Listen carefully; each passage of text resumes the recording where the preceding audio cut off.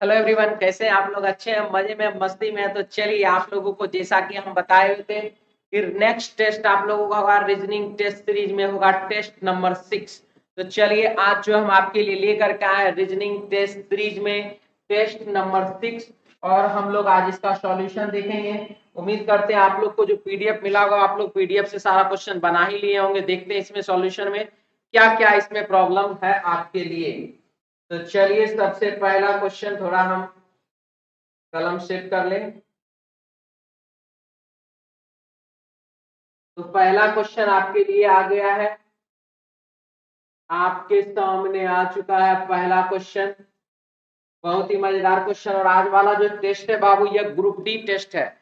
Group D का previous question दिया गया, डेट मुझे याद नहीं है, डेट हमने आज लिख करके लाया ही नहीं, मुझे डेट याद ही नहीं है। लेकिन यह जो है ग्रुप डी 2018 का यह क्वेश्चन है प्रीवियस सेट में से। तो चलिए देखते हैं इसमें क्या क्या। L S Z G N और उसके बाद दिया हुआ तो यहाँ पर क्या होगा। एल होता है बाबू कितने नंबर पर, तो 12 नंबर पर। और एस होता है 19, जेड होता है 26, जी होता है 7, एन होता है 14। आप देख रहे हैं सब में +7 किया जा रहा है, सब में क्या किया जा रहा है, +7 किया जा रहा है। यानी कि 12 +7 कर दिए तो हो गया 19, 19 +7 कर दिए 26, 26 में +7 करेंगे यानी कि जी आ जाएगा। और इसके बाद 7 में +7 की 14, 14 में +7 कर देंगे, हो जाएगा बाबू 21। यानी कि सब में जो है बाबू +7 किया जा रहा है, सब में क्या किया जा रहा है, +7 किया जा रहा है। आंसर हो जाएगा आपको यू, ऑप्शन हो जाएगा 3 नंबर, ऑप्शन सी। आंसर हो जाएगा बाबू इसका ऑप्शन सी, ऑप्शन 3 नंबर। किसी को दिक्कत नहीं, किसी को कोई डाउट है तो बोल सकते हैं। ऑप्शन हो जाएगा आपका बाबू कितना, तो सी ऑप्शन। क्लियर है सबका? सबका क्लियर है? आप लोग कमेंट्स में बोलते रहिए, कमेंट्स में भी चलिए जवाब दीजिए, कोई डाउट तो नहीं है। चलिए अगले क्वेश्चन की ओर बढ़ते हैं। नेक्स्ट क्वेश्चन हमारा होगा क्वेश्चन नंबर, हमारे पास 2 नंबर क्वेश्चन आ जाइए जल्दी से। लिख रहा है कि मेज है, कछुआ है और फर्नीचर है। मेज है, कछुआ और फर्नीचर है, इसका बाबू डायग्राम बनाना क्या होगा। मेज, कछुआ और फर्नीचर का क्या डायग्राम होगा, ये हमको बताना है। तो चलिए, सबसे पहला चीज, कछुआ तो ये गया साइड में, कछुआ तो ये चला जाएगा बाबू कहाँ, साइड में। और मेज और फर्नीचर, मेज जो होता है कुर्सी हुआ, मेज हुआ, बेंच हुआ, टेबल हुआ, ये सारा का सारा तो फर्नीचर आइटम होता है। तो मेज आ जाएगा कहां पर, तो फर्नीचर के अंदर।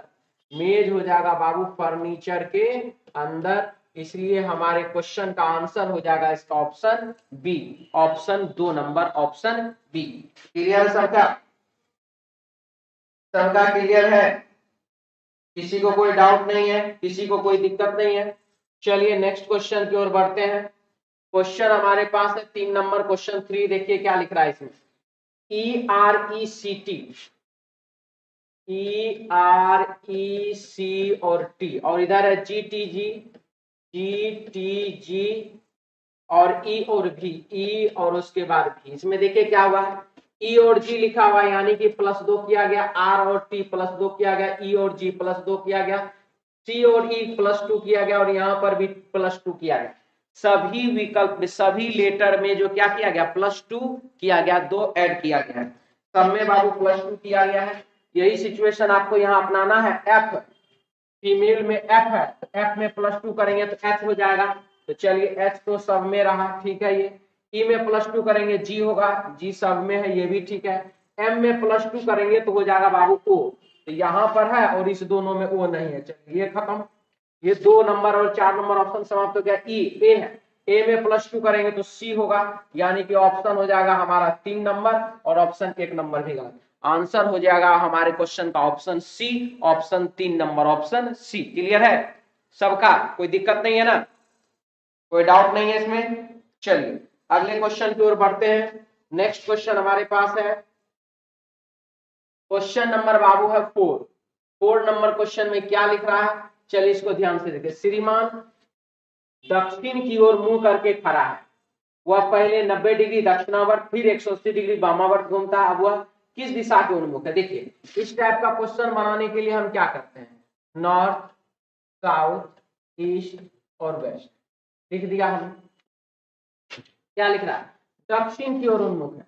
ये लीजिए साउथ में वो है, वह पहले 90 डिग्री कहा गया दक्षिणावर्त में, 10 से दक्षिणावर्त यानी कि क्लॉकवाइज 90 डिग्री, और फिर 180 डिग्री वामावर्त यानी कि ब से वामावर्त कितना, तो 180 डिग्री। ये हो गया। अपोजिट डायरेक्शन को बाबू क्या करते हैं, तो घटाते हैं। अपोजिट डायरेक्शन क्या करते हैं, तो घटाते हैं। 90 डिग्री और 180 डिग्री को एक दूसरे से घटाते हैं, हमने घटा दिया, ये घटाया, और यहाँ पर हमारे पास एंटी क्लॉकवाइज में आ गया कितना, वामावर्त दिशा में आ गया कितना, तो 90 डिग्री। अब यहाँ से आप एंटी क्लॉकवाइज घूम जाइए। एंटी क्लॉकवाइज मतलब घड़ी के चाल के विपरीत दिशा में, यानी कि हमारे प्रश्न का आंसर हो जाएगा क्या चीज, पूरब दिशा। ऑप्शन हो जाएगा 1 नंबर। एंटी क्लॉकवाइज घूमने पर यह हो जाएगा किस दिशा में, पूरब दिशा में। हमारे क्वेश्चन का आंसर हो जाएगा बाबू इसका ऑप्शन 1 नंबर, पूरब दिशा। ठीक है, कोई दिक्कत नहीं है। चलिए अगले क्वेश्चन की ओर बढ़ते हैं। 5 नंबर सवाल आपके पास है, देखिए क्या लिख रहा है इसमें। सुंदर और प्रकाश कैरम खेल रहे हैं, बहुत अच्छा। कैरम खेलने के लिए क्या होता है, कैरम खेलने में बाबू एक आदमी इधर बैठेगा तो दूसरा उसके अपोजिट में इधर बैठेगा। अगर एक इधर बैठता है तो एक इधर बैठेगा अपोजिट में, यही ना होगा।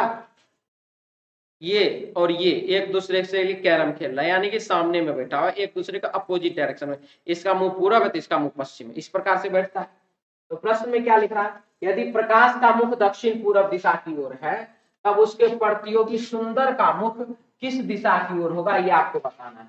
प्रकाश का मुंह है किधर, प्रकाश का चेहरा है किधर, दक्षिण पूरब दिशा में, तो उसका प्रतियोगी यानी कि उसके अपोजिट में जो बैठा हुआ सुंदर, उसका चेहरा किधर होगा, तो प्रकाश के जस्ट अपोजिट में, यानी कि दक्षिण पूरब के अपोजिट में। दक्षिण का अपोजिट क्या हो जाता, उत्तर। दक्षिण का अपोजिट क्या हो जाएगा, उत्तर, और पूरब का अपोजिट क्या हो जाएगा, तो पश्चिम।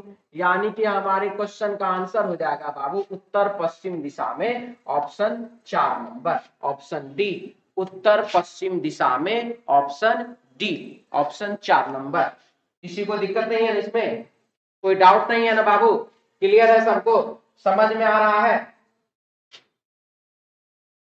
चलिए आगे बढ़ते हैं। क्वेश्चन है 6 नंबर। फूल है, फल है और पत्ते हैं, और इसका आपको डायग्राम बनाना है, क्या होगा, तो ये देखिए फूल, फल और पत्ता, तो सारा का सारा तो पेड़ में ही होता है। फूल अलग है, फल अलग है, पत्ता अलग है। अब यहाँ पर ये सारे के सारे पेड़ में तो होते हैं, पेड़ में फल होता है, पेड़ में पत्ता होता है, पेड़ में फूल होता है, या पौधा में कहिए या पेड़ में कहिए, उससे कोई मतलब नहीं, लेकिन होते तो सब है। लेकिन फूल और फल और पत्ता वह तीनों के तीनों पेड़ या पौधा का क्या है, अलग अलग हिस्सा है ना। पत्ता को फल और फूल से कोई मतलब नहीं है, या फल को फूल से यहाँ पर कोई मतलब नहीं, तो सीधा सीधा कि तीनों का तीनों डायग्राम, फूल अलग डायग्राम बनेगा, फूल अलग डायग्राम बनेगा, फल अलग डायग्राम बनेगा, और पत्ता अलग डायग्राम बनेगा। यानी कि हमारे क्वेश्चन का आंसर हो जाएगा बाबू ऑप्शन 4 नंबर, ऑप्शन डी, फूल, फल और पत्ता तीनों अलग अलग डायग्राम इसका होगा। ठीक है, चलिए आगे बढ़ते हैं।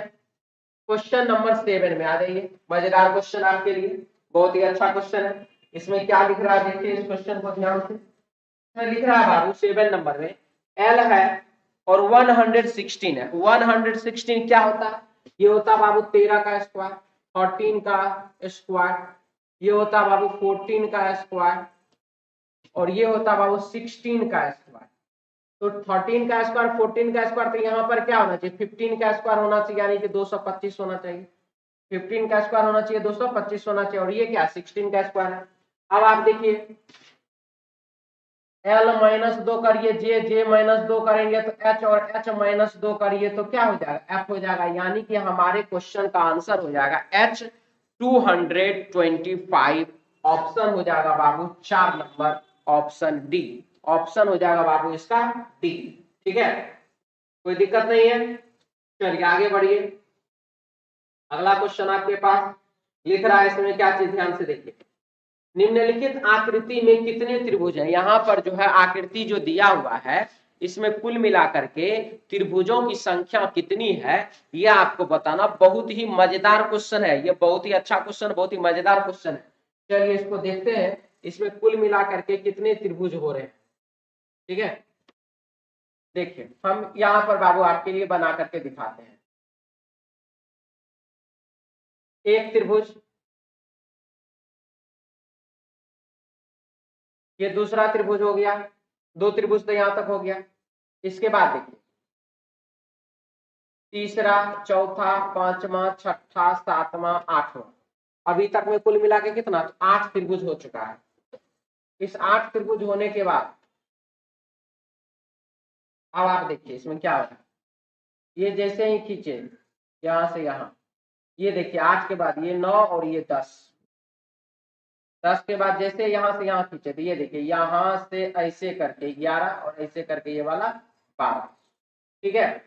फिर यहाँ जैसे ही खींचे ये हो गया 13, ये हो गया 14, और देखिए यहां से ऐसे करके ये वाला 15, और यहां से फिर ऐसे करके ये वाला 16, यानी कि अभी तक में इसमें कुल मिलाकर के कितने, तो 16 हो चुके हैं। इसके बाद देखिए इसके अलावा 16 के अलावा देखिए अब क्या हो रहा है, ये देखिए यहां से ऐसे, ये ऐसे और ये ऐसे, 16 के बाद ये 17 और ये हो गया बाबू आपको 18, यानी कि कुल मिलाकर के यहां तक में, इतना तक में कुल मिलाकर के कितने त्रिभुज है, 18 त्रिभुज है, 18 ट्रायंगल।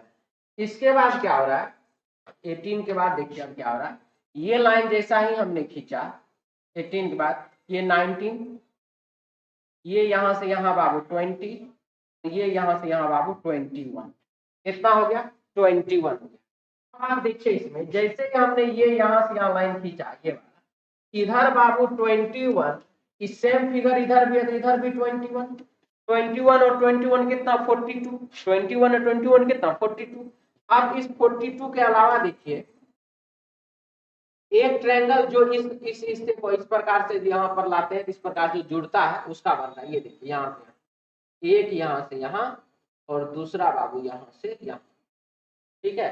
तो 21 21 42 प्लस 2 कितना, 44। हमारे क्वेश्चन का आंसर हो जाएगा बाबू 44, ऑप्शन हो जाएगा डी, ऑप्शन हो जाएगा 4 नंबर, यानी कि 44, ऑप्शन डी, ठीक है। समझ में आ चुका है सबको, किसी को कोई दिक्कत नहीं है, चलिए आगे बढ़िए। लिख रहा है इसमें निम्नलिखित चित्र, निम्नलिखित चित्र हेतु दर्पण प्रतिबिंब का चयन कीजिए, यानी कि यहाँ पर जो चित्र दिया इसका दर्पण प्रतिबिंब आपको बनाना, लीजिए दर्पण प्रतिबिंब बना लीजिए, दर्पण प्रतिबिंब आपके सामने, और ऐसा मिला ही किसमें है, ऐसा ऑप्शन ए में, यानी कि आंसर हो जाएगा आपको आकृति ए, ऑप्शन ए। चलिए आगे बढ़िए। क्वेश्चन हमारे पास 10 नंबर लिख रहा है क्या इसमें, कढ़ाई तो सुंदर, कढ़ाई तो क्या सुंदर, देखिए कढ़ाई का मतलब ऐसा नहीं जिसमें आप खाना बनाते हैं, ठीक है, खाना बनाने वाला कढ़ाई का बात नहीं हो रहा, कढ़ाई और सुंदर का क्या सेंस है, कढ़ाई जो हाथ से जो कपड़ा पर जो फिगर, फूल, पत्ती, पक्षी, ये वो जो बनाया जाता है, डिजाइन जो बनाया जाता है उसको कहते हैं कढ़ाई करना, ठीक है। तो कढ़ाई क्या होता है, हाथ से बनाया जाता है और बहुत ही सुंदर लगता हुआ देखने में। तो कढ़ाई क्या होता है बाबू, तो सुंदर होता है, कढ़ाई का गुण ही है वो सुंदर होना, ठीक है, कढ़ाई सुंदर होता है। तो उसी प्रकार से चंद्रमा का रोशनी क्या होता है, चंद्रमा का रोशनी बाबू ठंडा होता है, चंद्रमा की रोशनी का गुण क्या है, ठंडापन, ठीक है, चंद्रमा का रोशनी क्या होता है, ठंडा होता है। तो आंसर हो जाएगा इसका ऑप्शन 1 नंबर, यानी कि ठंडा। क्लियर है, सबको समझ में आ रहा है, चलिए आगे बढ़िए। नेक्स्ट क्वेश्चन आपके पास 11 नंबर सवाल, इसमें क्या लिख रहा है देखिए ध्यान से, लिख रहा है इसमें उस आकृति को चुनिए जो दी गई श्रृंखला को पूरा करती है। तब आप देख लीजिए ये दोनों आकृति एक दूसरे के क्या है, अपोजिट, अपोजिट, तो यहाँ पर भी क्या करेंगे, अपोजिट कर देंगे, अपोजिट लीजिए, कर दिया हमने, हो गया अपोजिट, आंसर हो जाएगा इसका ऑप्शन आकृति 1 नंबर, आंसर हो जाएगा इसका ऑप्शन आकृति 1 नंबर। चलिए आगे बढ़िए। क्वेश्चन हमारे पास है 12 नंबर क्वेश्चन, देखिए इसमें क्या लिखा है ध्यान से, चलिए जल्दी जल्दी इसको बनाइए, क्या है इसमें, देखिए बाबू 3 है और 6, 3 है और 6 है, तो 3 मल्टीप्लाई 2 कर दिया हो गया 6, 6 मल्टीप्लाई 2 कर दिया हो गया 12, 12 मल्टीप्लाई 2 कर देंगे 24, 24 मल्टीप्लाई 2 कर देंगे 48, 48 मल्टीप्लाई 2 कर देंगे कितना, तो 9696, आंसर हो जाएगा इसका ऑप्शन 3, 9696 ऑप्शन हो जाएगा बाबू कितना, 3 नंबर ऑप्शन सी, ठीक है। चलिए आगे क्वेश्चन नंबर 13 देखिए, क्वेश्चन नंबर 13 बनाइए। इसमें क्या क्या लिख रहा है, बहुत ही अच्छा बहुत ही मजेदार क्वेश्चन है ये। 13 नंबर क्वेश्चन बनाइए। इसमें देखिए बाबू क्या क्या लिख रहा है। इसमें बाबू आपको मीनिंग आएगा तभी आप इस क्वेश्चन को बना पाएंगे।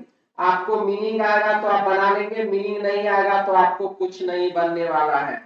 मीनिंग पर ये बेस्ड है, मीनिंग पर बाबू बेस्ड है। मीनिंग आएगा तो आपसे बनेगा, मीनिंग नहीं आएगा तो आपसे ये सवाल बनने वाला नहीं है। इसका अर्थ होता है TURBID, ये हो गया बाबू परेशान, परेशान हो जाता है इसका अर्थ, ठीक है। और क्लियर मतलब होता है बाबू साफ स्पष्ट।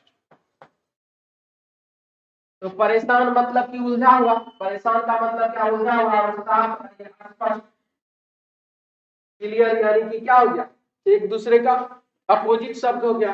परेशान उलझा हुआ और साफ क्लियर यानी कि एक दूसरे का क्या अपोजिट शब्द हो गया। उसी प्रकार से अपरेंट मतलब होता है स्पष्ट। अपरेंट मतलब क्या होता है, स्पष्ट होता है। अब स्पष्ट का अपोजिट क्या होगा, अस्पष्ट होगा। अब सीओ, ये हो गया आपके क्वेश्चन का आंसर, अस्पष्ट।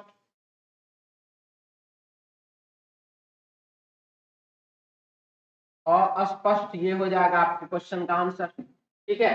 अस्पष्ट का अपोजिट वर्ड क्या, अस्पष्ट। यानी कि हमारे प्रश्न में यहाँ पर जो साइनो एंट्रो दिया गया है, ठीक है, एंटोनिम्स दिया गया है। तो चलिए और का भी हम इसका भी अर्थ लिख देते हैं, मीनिंग लिख देते हैं। हिंदी में क्या होता है, बाहर, ठीक है, बाहर होता है। सेंसेबल का इसका हो जाता है बाबू समझदार,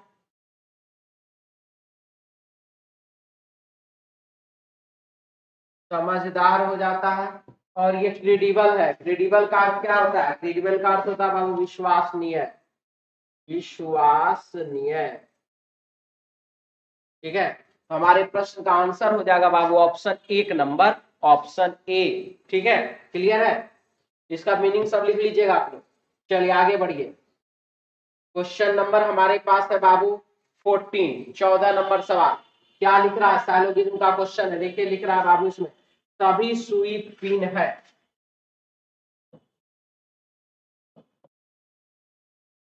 सभी सुई पिन है, सभी पिन पत्र है, सभी पिन क्या है, तो बउआ यह सभी पिन जो है यह पत्र के अंदर है। तो नंबर 1 है सभी सुई पत्र है, सारा का सारा सुई क्या पत्र के अंदर है कि नहीं है, बताइए है, तो ये हो गया बिल्कुल ही सही। दूसरा है कुछ पिन सुई है, कुछ पिन जो है वो बाबू सुई है कि नहीं है, देख लीजिए है, यह भी बिल्कुल ही क्या है, सही है। यानी कि 14 नंबर क्वेश्चन का पहला और दूसरा दोनों का दोनों निष्कर्ष क्या हो जाएगा, सही हो जाएगा। पहला और दूसरा दोनों ही निष्कर्ष इसका क्या है, सही, ठीक है। चलिए आगे बढ़ते हैं। क्वेश्चन नंबर हमारे पास है 15, 15 नंबर सवाल। देखिए इसमें क्या लिख रहा है, सभी सोने के आभूषण है, सभी सोने आभूषण, चलिए सोना आभूषण, सभी सोने सभी आभूषण चमकते हैं, सारे के सारे जो आभूषण है वो क्या होते हैं, चमकते हैं, चमकता है। तो आप देखिए नंबर 1, सारा सोना चमकता है। तो जब सभी सोने आभूषण है, सारा का सारा सोना आभूषण के अंदर, सभी आभूषण चमकते हैं, सारे के सारे आभूषण चमकते हैं, तो यहाँ जो लिख रहा है सारा सोना चमकता है, सही की गलत, बिल्कुल ही सही। पहला निष्कर्ष हो जाएगा बाबू बिल्कुल ही क्या, सही, ठीक है, तो दिक्कत नहीं इसमें। दूसरा क्या है, सभी चमकने वाली वस्तु सोना है, क्या सारा का सारा जो चमकने वाला है, इधर वाला चमकने में तो देखिए तो सोना तो इधर है नहीं, सोना तो यहाँ पर है, इसीलिए यह जो लिखा कि सभी चमकने वाली वस्तु सोना है, तो यह बिल्कुल ही क्या है बाबू, गलत है। पहला निष्कर्ष सही, दूसरा निष्कर्ष बिल्कुल ही गलत, ठीक है। क्लियर है सबका, चलिए आगे बढ़िए। नेक्स्ट क्वेश्चन हमारे पास 16 नंबर। इसमें क्या लिख रहा है, कुछ टेबल लकड़ी है, कुछ टेबल लकड़ी है, लकड़ी है, कुछ लकड़ी भूरे हैं, कुछ लकड़ी क्या है, तो भूरा है, बहुत बढ़िया। तो नंबर 1 कुछ भूरे टेबलेट है, कुछ भूरा जो बाबू टेबलेट है, देखिए तो भूरा यहाँ टेबलेट टेबल यहाँ, कुछ भूरा टेबल है, सही की गलत? बिल्कुल ही गलत, दोनों में कुछ भी मैचिंग नहीं है। कुछ लकड़ी टेबल है, कुछ लकड़ी जो है टेबल है, ये देखिए कुछ लकड़ी टेबल है, ये सही हो रहा है गलत हो रहा है? ये सही हो रहा है। तो पहला वाला निष्कर्ष है गलत बउआ और दूसरा वाला निष्कर्ष है बाबू सही। आंसर इसका हो जाएगा पहला गलत दूसरा सही। ठीक है, चलिए आगे बढ़िए। सभी तोते ऊंट हैं।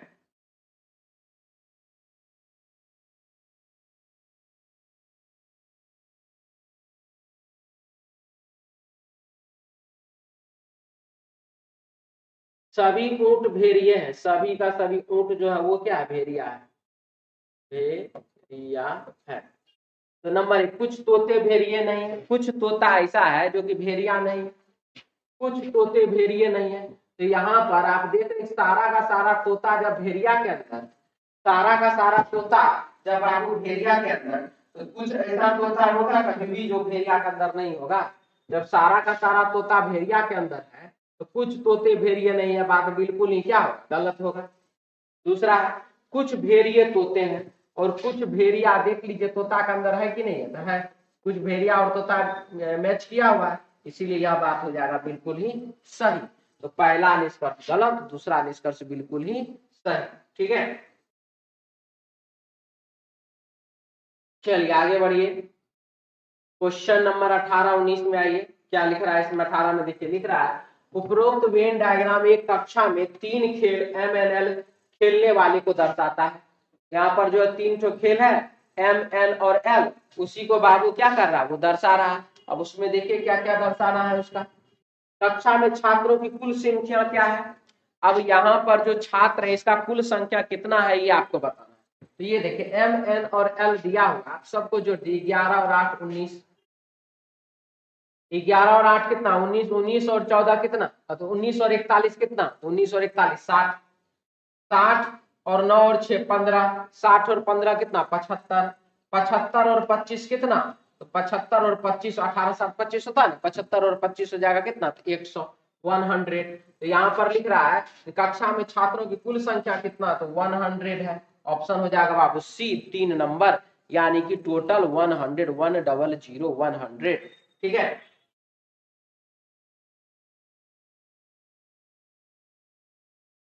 नेक्स्ट क्वेश्चन है एन एवं एल खेल खेलने वाले, एन और एल खेल खेलने वाला, ये देखिए एन खेल खेलता है ये वाला पार्ट और एल खेल खेलता है ये वाला पार्ट। एन और एल खेल खेलने वाले, परंतु एम खेल नहीं खेलने वाले, यानी एम से उसको कोई लेना देना नहीं, इधर वाले से उसको कोई लेना देना नहीं। ये सर्कल नहीं चाहिए, ये वाला सर्कल उसको नहीं चाहिए, सिर्फ इधर वाला ही चाहिए। ठीक है, विद्यार्थियों की कुल संख्या कितना दिए देखिए, कुल संख्या कितना है? 9।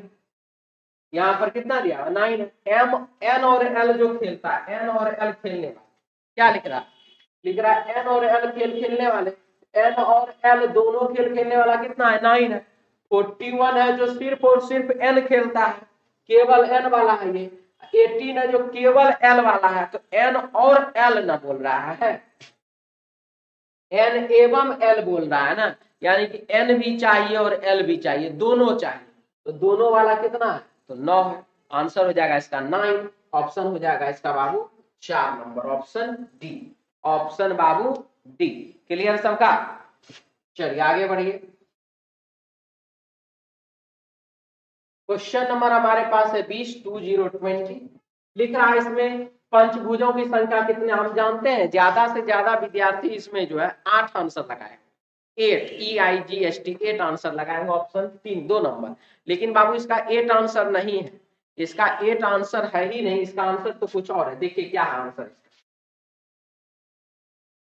सबसे पहला पंचभुज का डिजाइन बना, पंचभुज होता कैसे? 1 2 3 4 5, एक हो गया, ये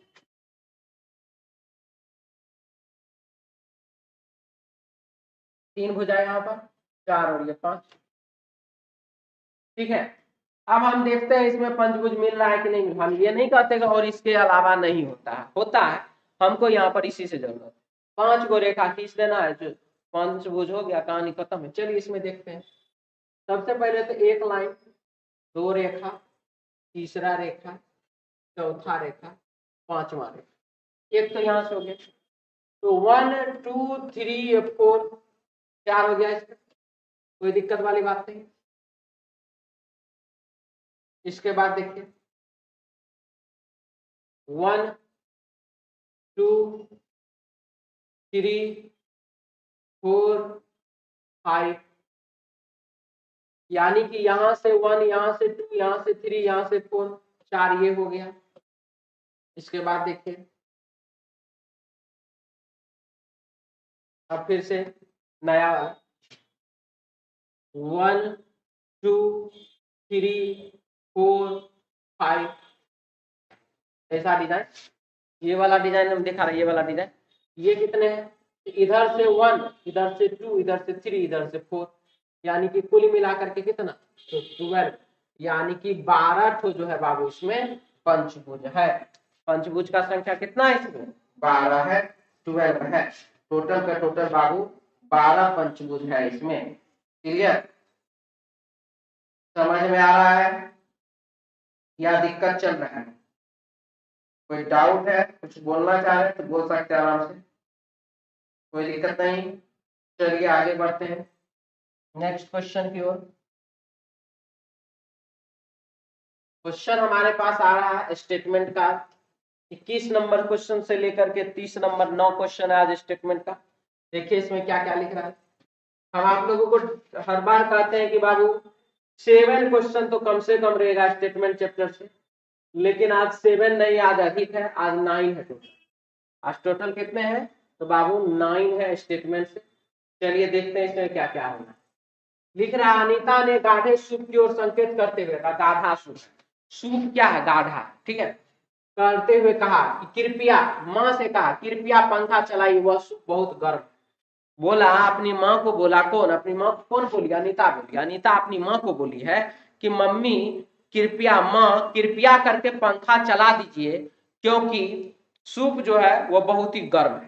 ठीक है, तो नंबर 1, चलता हुआ पंखा गर्म वस्तुओं को ठंडा करता है। जो पंखा जब चलता है तो वह गर्म वस्तु जो होता है उसको ठंडा कर देता है। बात ये सही बोला कि गलत बोला, बिल्कुल ही सही बात बोला, कहीं कोई दिक्कत नहीं। अनीता गर्म सूप पीना पसंद करती है। अगर अनीता गर्म सूप पीना पसंद करती तो वह कभी भी अपनी माँ से कहती कि पंखा चला दीजिए, सूप बहुत ही गर्म है। इसीलिए यह बात बिल्कुल ही गलत है कि अनीता गर्म सूप पीना पसंद करती है। अगर गर्म सूप पीना पसंद करती हो तो पंखा चलाने के लिए वह नहीं बोलती। ठीक है, क्लियर है सबका? चलिए यहां के बाद आगे बढ़ते। नेक्स्ट क्वेश्चन 22 लिख रहा है 22 नंबर में, मासिक आधार पर नगर पालिका द्वारा पानी की मीटर लगाकर शुल्क लिया जाना चाहिए।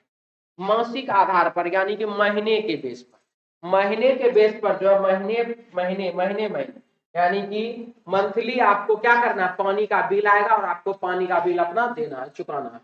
ठीक है, तो यहाँ पर वही लिख रहा है कि मासिक आधार पर नगर पालिका द्वारा पानी की मीटर लगाकर शुल्क लिया जाना चाहिए। अब इसके बारे में आपका क्या कहना है ये आप बोलेंगे, इसके बारे में आपका क्या कहना है ये आप बोलेंगे। तो नंबर 1 तर्क दिया गया हाँ, कहा गया हाँ, लोग इससे पानी का उपयोग जिम्मेदारी पूर्वक करेंगे। जी हाँ, जब आप कोई चीज फ्री में देते हैं तो उसका जिम्मेदारी चीज उसमें नहीं होता, जिम्मेदारी उसमें नहीं होता। वही चीज जब आप उसके लिए कुछ पे करते हैं, आप उसके लिए कुछ पैसे लेते हैं या देते हैं, कुछ भी करते हैं, तो उसमें जिम्मेदारी वाला एक बात आता है। तो यहाँ जो लिख रहा है कि हाँ लोग इससे पानी का उपयोग जिम्मेदारी पूर्वक करेंगे, यह बिल्कुल ही क्या है, सही बात, यह बिल्कुल ही सही बात है। पहले दूसरा, नहीं यह अनैतिक है, क्योंकि पानी एक प्राकृतिक संसाधन इसलिए यह निःशुल्क होना चाहिए। पानी निःशुल्क ही है, नदी में जाइए, समुद्र में जाइए, झरना से पानी का पीने का, वहां पर आप पानी ले जाइए ना, कोई आपसे कुछ नहीं कहता है।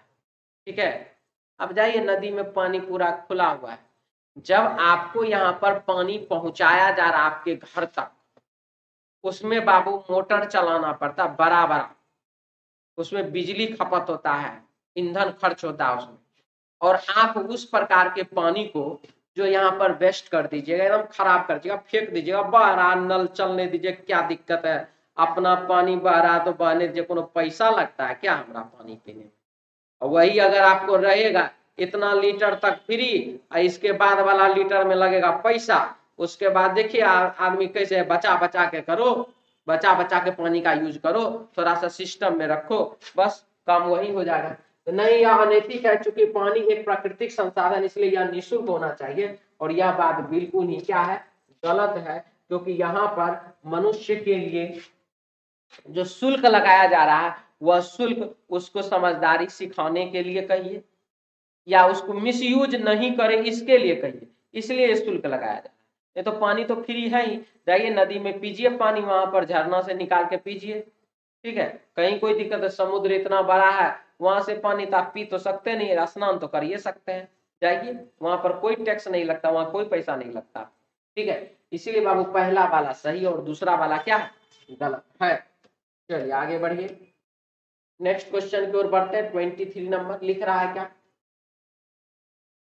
बी के सापेक्ष ए किस दिशा में, यानी कि बी से ए जो है वह किस दिशा में है यह आपको बताना। बी के सापेक्ष ए किस दिशा में है, तो नंबर 1 में लिख रहा है सी बी के पूरब,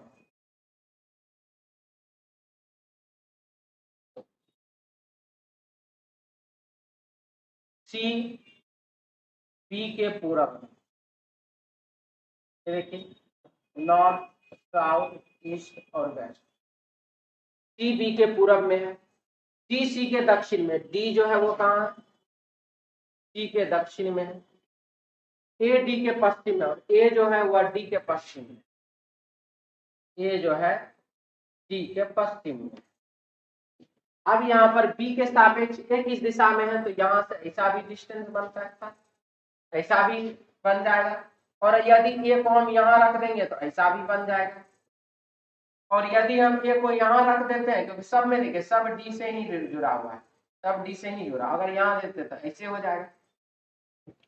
अब यहाँ पर बी के सापेक्ष ए किस दिशा में है, पहला वाले से बाबू पता तो नहीं चल रहा है,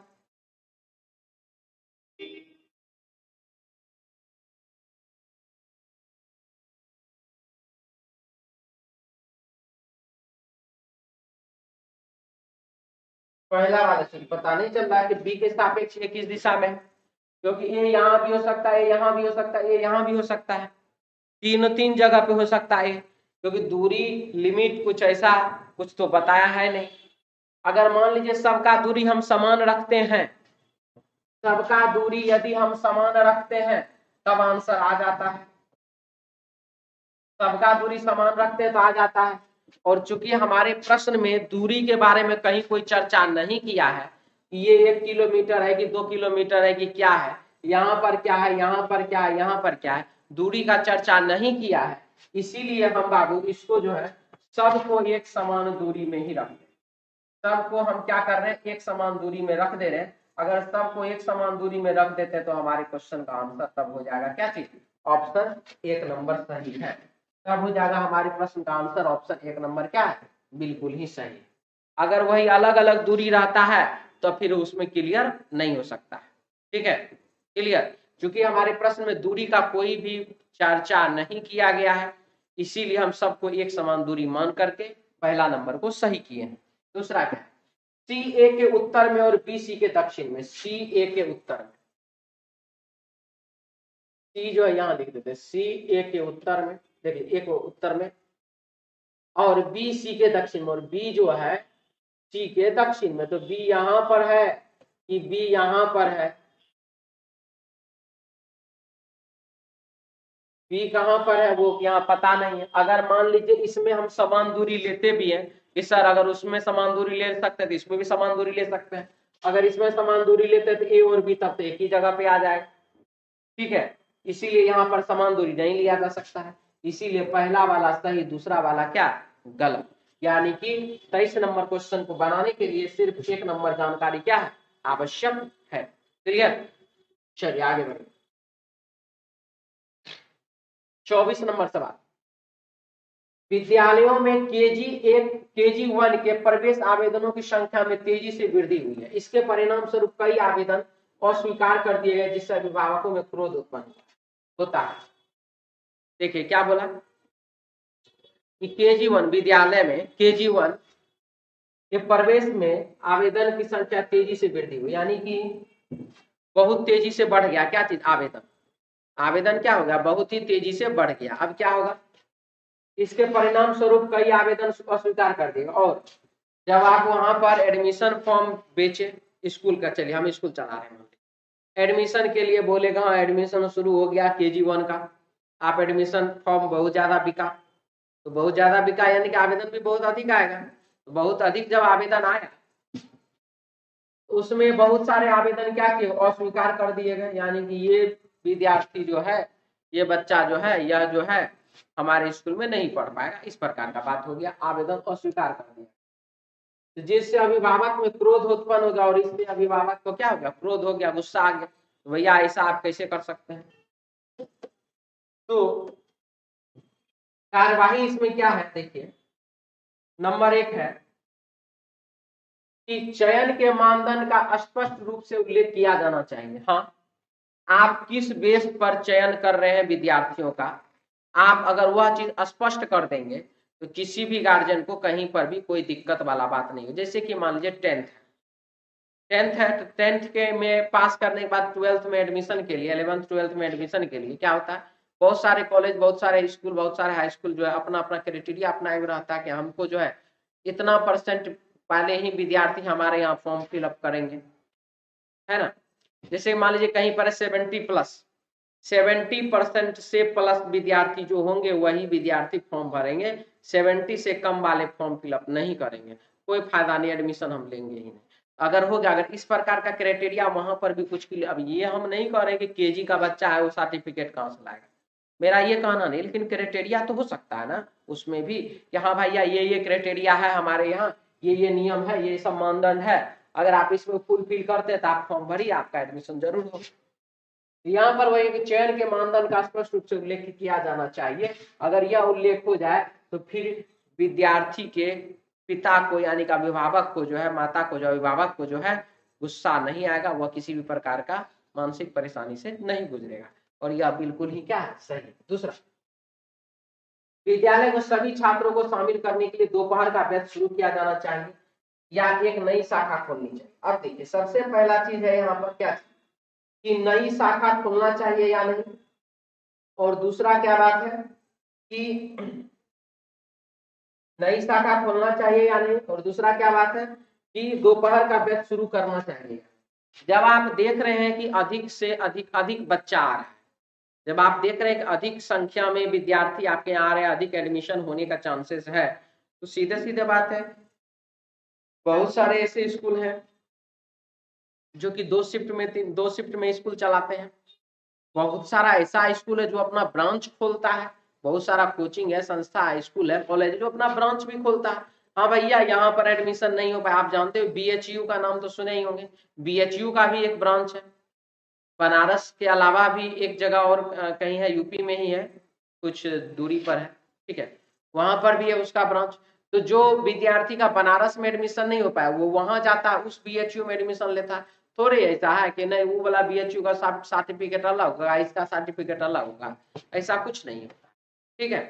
तो सिचुएशन यही है कि वहां पर यहाँ पर ब्रांच खोलते हैं, तो ब्रांच खोलते हैं क्यों? हमारे यहाँ विद्यार्थी ज्यादा आ रहा है, जनसंख्या बढ़ रहा है, तो पढ़ने वाला भी बढ़ेगा, पढ़ने वाला बढ़ेगा, हम सीमित जगह रखेंगे तो उसमें तो होने वाला नहीं है ना, फिर बैठेगा कहाँ पर? ऑनलाइन वाला तो सिस्टम का बात तो किया नहीं कि ऑनलाइन में मोबाइल चला लीजिए, अपना देखते रहिए, चाहे हजारों विद्यार्थी देखे कि 10 को विद्यार्थी देखे, अपना देख सकता है सब। ऐसा तो सिचुएशन का बात किया नहीं, यहाँ तो विद्यालय जाने आने का बात हो रहा है। तो विद्यालय जाना आना जब है तो बउआ वहां पर तो बाबू आपको या तो आप एडमिशन नहीं लीजिए, और अगर आप एडमिशन लेते हैं तो उसको आपके यहाँ अगर स्कूल में जगह नहीं, स्थान नहीं है, तो 2 शिफ्ट में चलाइए, और यदि 2 शिफ्ट में भी चला रहे हैं फिर भी अगर नहीं है, जगह नहीं हो रहा, इसके बावजूद आप नया नया फ्रेंचाइजी खोल सकते हैं, आप नया नया इसका क्या बोलते हैं शाखा खोल सकते हैं, और यह बात भी बिल्कुल ही क्या है? सही है। तो पहला और दूसरा दोनों का दोनों इसका जो कार्यवाही क्या बिल्कुल ही सत्य है, बिल्कुल ही सही है। चलिए आगे बढ़िए, क्वेश्चन नंबर 25 में आते हैं। भारत के अधिकांश अस्पताल अंतरराष्ट्रीय सुरक्षा मानकों का पालन नहीं करता है। अधिकांश मतलब अधिक से अधिक, अधिकतम, अधिक, ज्यादा से ज्यादा जो अस्पताल है वह क्या चीज पालन नहीं करता है?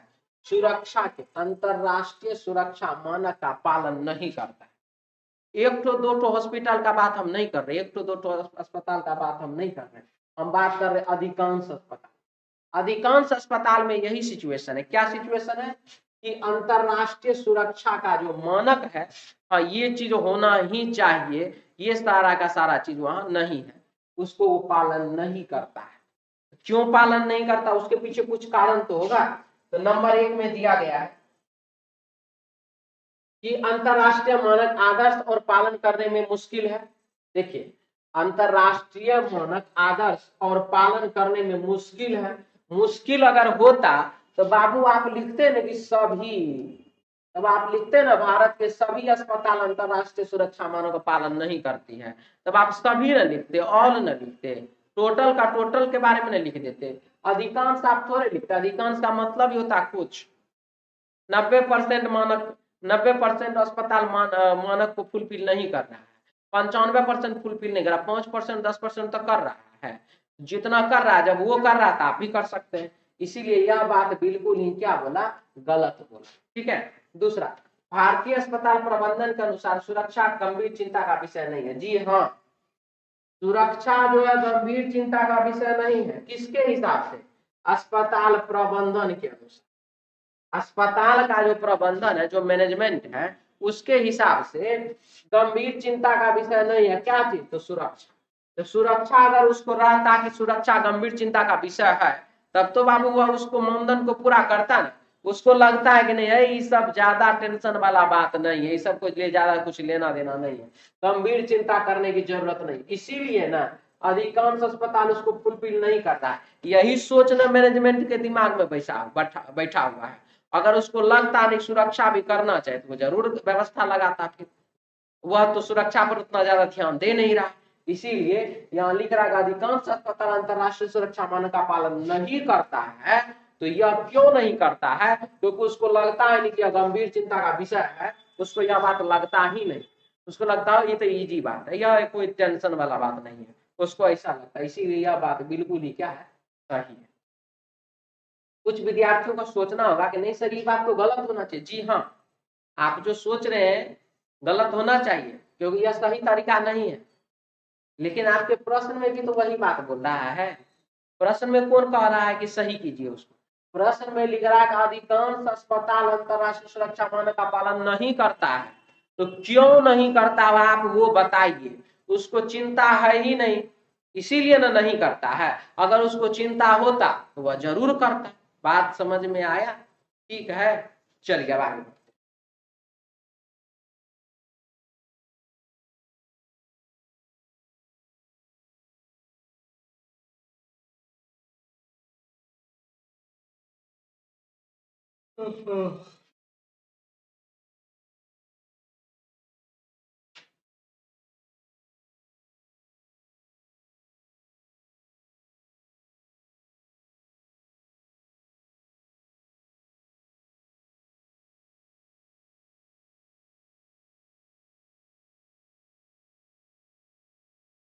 तो थोड़ा पानी उनी पी लेते हैं।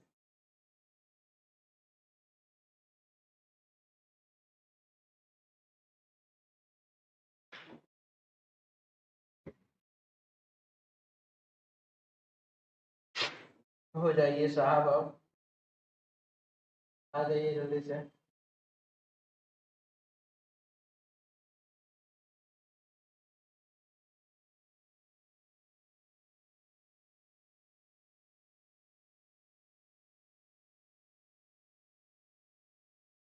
चलिए 26 नंबर है। क्या लिख रहा है 26 में? देखिए अच्छे से लिख रहा है इसमें बाबू, पूरे परिवार के लिए स्वास्थ्यवर्धक खाना पकाने का तेल एक विज्ञापन में दर्शाया गया। यानी कि परिवार के सभी सदस्य के लिए, ठीक है, स्वास्थ्यवर्धक खाना पकाना है तो इस तेल का आप प्रयोग कीजिए, ऐसा कह करके यह प्रचार कर रहा है। ठीक है। तो नंबर 1, बाजार में खाना पकाने का अन्य तेल भी उपलब्ध है। जी हाँ, अन्य तेल उपलब्ध है, तभी तो यह लिख रहा है कि स्वास्थ्यवर्धक खाना पकाना चाहते हैं तो हमारा तेल का आप प्रयोग कीजिए। अगर उसको लगता कि नहीं अन्य कोई तेल नहीं है तो इस प्रकार का प्रचार नहीं करता, वो कुछ और सोचता, हुआ कुछ और बोलता।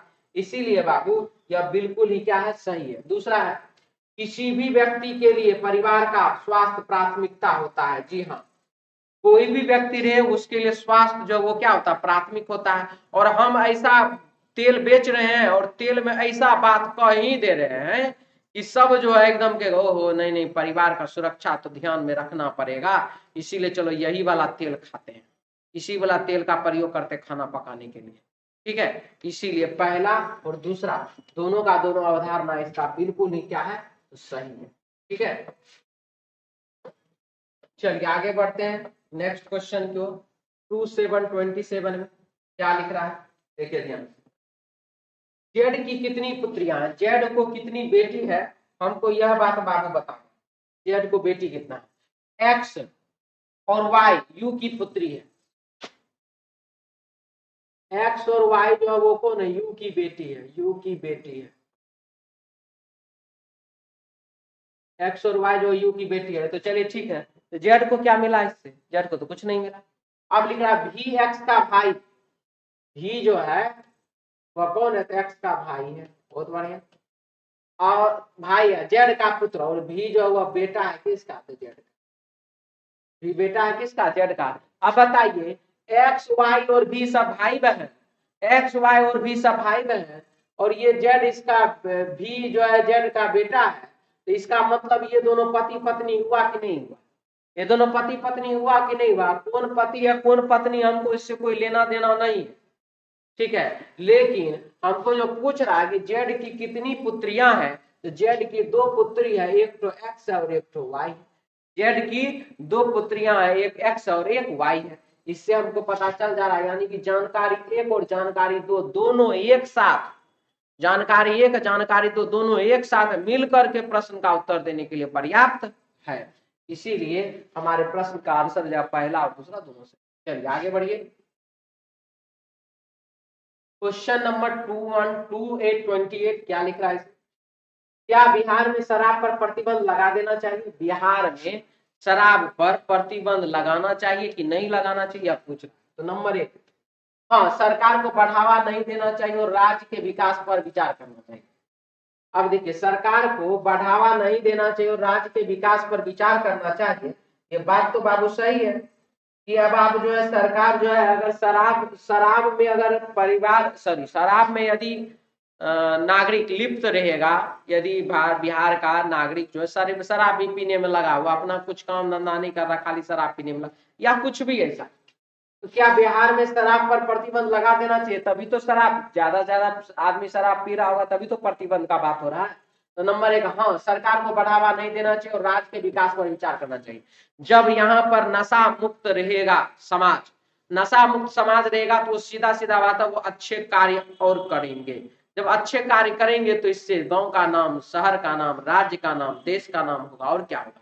इसीलिए यह बात बिल्कुल ही क्या है बाबू, सत्य है कि हाँ सरकार को बढ़ावा नहीं देना चाहिए और राज्य के विकास पर विचार करना चाहिए। इसलिए इसका आंसर होगा पहला वाला सही है। दूसरा क्या है, नहीं, बोला शराब पर प्रतिबंध लगा देना चाहिए, तो बोला नहीं। क्यों भाई, प्रतिबंध लगाने से सरकार को काफी बड़ी मात्रा में राजस्व की हानि और 100% प्रतिबंध लागू नहीं किया जा सकता। देखिए राजस्व की हानि होगी यह बात हम मान रहे हैं, लेकिन यह जो लिखा है कि और 100% प्रतिबंध लागू नहीं किया जा सकता है, यह बात बाबू बिल्कुल ही गलत है।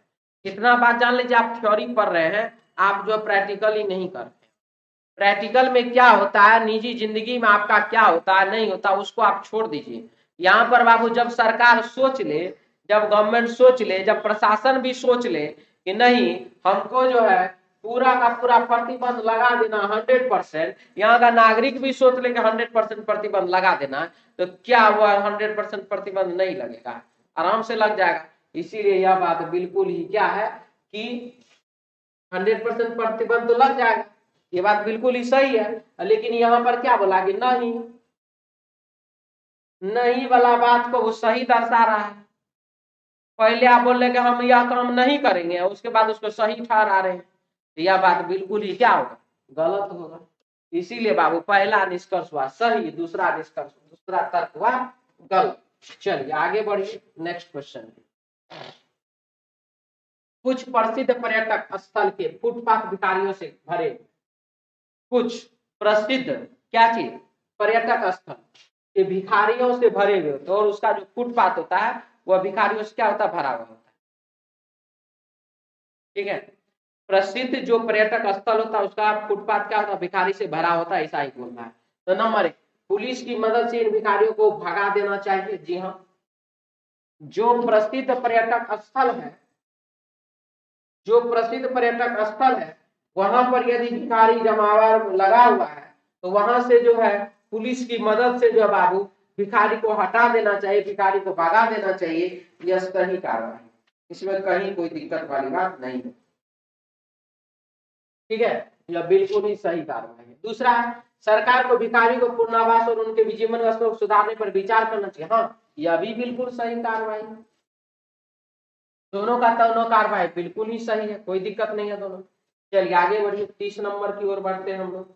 नेक्स्ट क्वेश्चन क्या लिख रहा है, नौकरी का विज्ञापन दर्शाता है 30 साल की अधिकतम आयु वाले उपयुक्त उम्मीदवार आवेदन कर सकते हैं। 30 साल से अधिक आयु के जो है, 30 साल के अधिकतम आयु वाले, 30 साल अधिकतम आयु यानी कि 30 से ज्यादा नहीं होना चाहिए। 30 हो गया एकदम लाइन देखा, ठीक है, LOC, यहां से आगे नहीं जाना। ठीक है, तो 30 साल की अधिकतम आयु वाले उपयुक्त उम्मीदवार आवेदन कर सकते हैं। तो नंबर 1, 30 साल से ज्यादा आयु के कोई उम्मीदवार आवेदन नहीं कर सकते हैं। तो यह बात बिल्कुल ही क्या है, सही बात है। जब वो लिख रहा है कि 30 साल से अधिकतम वाला को नहीं आवेदन करना है तो कैसे कर देगा, बिल्कुल सही बात। कंपनी उम्मीदवार के आयु वर्ग के बारे में स्पष्ट रूप से बताती है, और यहाँ पर जो वह लिख रहा है आयु के बारे में तो स्पष्ट रूप से बता रहा है ना, कंपनी उम्मीदवार के आयु वर्ग के बारे में स्पष्ट रूप से बताती है, बात बिल्कुल ही क्या है, सही है। तो 30 नंबर क्वेश्चन का पहला और दूसरा दोनों का दोनों निष्कर्ष क्या हुआ, इसका सही हुआ। तो चलिए हम लोग मिलते हैं नेक्स्ट क्लास में, आज के लिए इतना ही। जय हिंद।